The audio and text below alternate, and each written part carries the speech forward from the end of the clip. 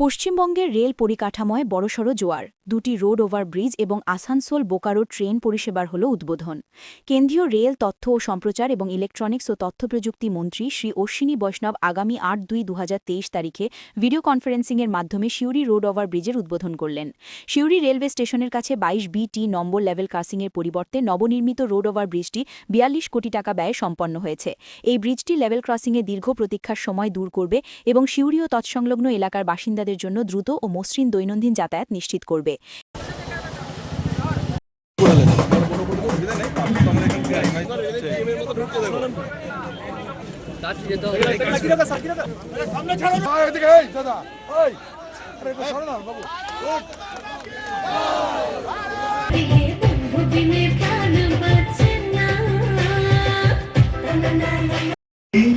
को कनेक्ट करने वाली पहली बुलेट ट्रेन का भी अनाउंसमेंट इस बजट में किया गया है। तो पश्चिम बंगाल को भी बुलेट ट्रेन जो पार्ट ऑफ बंगाल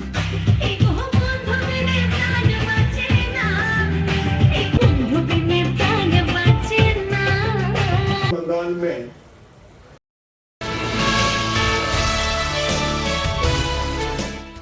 ২৬-এর বিধানসভা নির্বাচনের আগে শেষ বাজেটে বড় চমক দিয়েছে রাজ্য সরকার।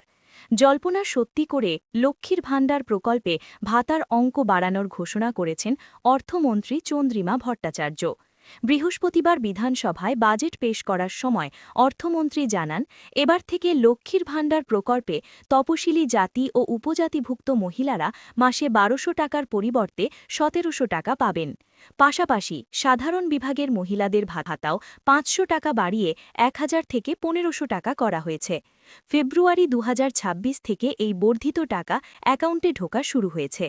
এই সিদ্ধান্তে রঘুনাথগঞ্জ বিধানসভার শেখালিপুর গ্রাম পঞ্চায়েতের তৃণমূল কার্যালয়ে তৃণমূল কংগ্রেসের মহিলা কর্মীরা ও সাধারণ মহিলারা উচ্ছ্বাস ও মাতলেন আবির খেলায়।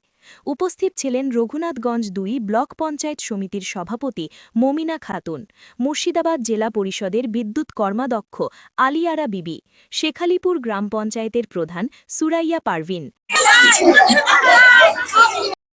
খোঁজ খবর পাই না, কিন্তু দুদিন একদিন নিবে, 3 দিনের দিন বলবে আমি আর পারছি না। কি হয়েছে আপনারা জিজ্ঞাসা করলেন নরেন্দ্র মোদী তো মধ্যবিত্ত এবং আমাদের 1000 থেকে 1500 টাকা করেছে লক্ষ্মীর ভাণ্ডার। আমরা মাননীয় মুখ্যমন্ত্রীর কাছে অনুরোধ, আপনারা সকলে আমাদের একসাথে আমরা মহিলা নেত্রী টুনু বিবি সহ অঞ্চল তৃণমূল মহিলা